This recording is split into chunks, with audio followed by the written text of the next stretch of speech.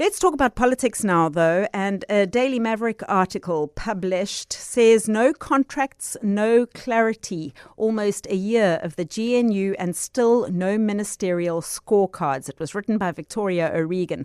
And it drew my attention to the reality that as South Africa's Government of National Unity marks its first anniversary, ministerial performance agreements remain unsigned. Whether that's a big deal or not, I'm going to ask Mbasa Mvenene, a political scientist and political studies lecturer at Walter Sisulu University. Mbasa, thanks for joining us. Good afternoon. Good afternoon to you, and thank you for having me. Despite the absence of these agreements, the presidency maintains that government operations haven't been affected, that ministers are still performing. Would you agree with that? Well, how can we tell? Without these contracts, then it's just their word against ours. And this is why these ministerial performance agreements are so critical. They're so important because without them in existence, we are unable to measure the performance of each minister against each strategic priority that is outlined in the statement of intent. Well, exactly. You wouldn't see this happening in any successful corporate, would you? It's all about the KPIs. Yes.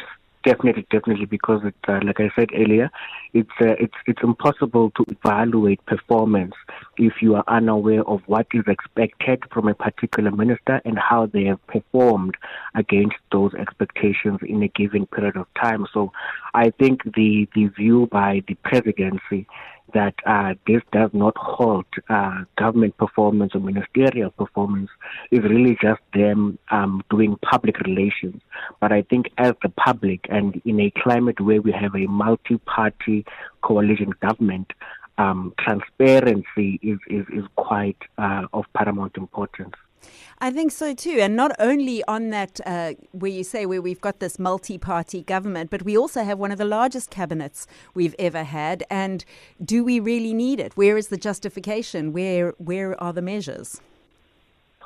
Well, that's very true. I believe that this is the biggest cabinet and executive in South Africa's democratic history. I mean, I believe even our previous regime had a limitation in terms of the number of ministers that we could have or that were plausible in that period of time. And in reality, I mean, looking at political dynamics of this new coalition reality in South Africa, the huge expansion of the cabinet had nothing really to do with performance or alignment to priorities. It was simply about balancing different views inside the ANC as well as the different and numerous parties that form part of the multi-party coalition government or the self-dubbed GNU.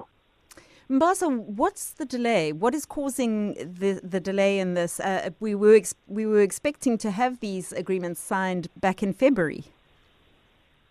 Well, I mean, the spokesperson of the presidency said something along the lines of, I believe, the medium-term development plan, and that was, of course, passed in February. I believe that perhaps the executive and the cabinet were kind of thrown off by the budget impasse. And I think that kind of shifted their attention away from everything else, and it compelled them to focus on cleaning house or finding a way of ironing out their differences and passing a budget. But I believe that with all of the ministers and deputy ministers, I mean a total of 44 deputy ministers, I mean the president could delegate some of these responsibilities to ensure that at least by this time, if this was like you said earlier, a private sector company or an NGO, I mean, it wouldn't take almost 6 months for us to see ministerial performance agreements or an entire year. Mm. Mbasa, opposition parties such as the DA have even said that they will get their own ministers to go public with their own performance targets if the president doesn't. Would you see that move as helpful transparency or political grandstanding? I believe that is meaningful transparency, not forgetting that although we have a so-called GNU, these parties will still compete in elections next year and in elections in 2029. Politics is a very competitive space.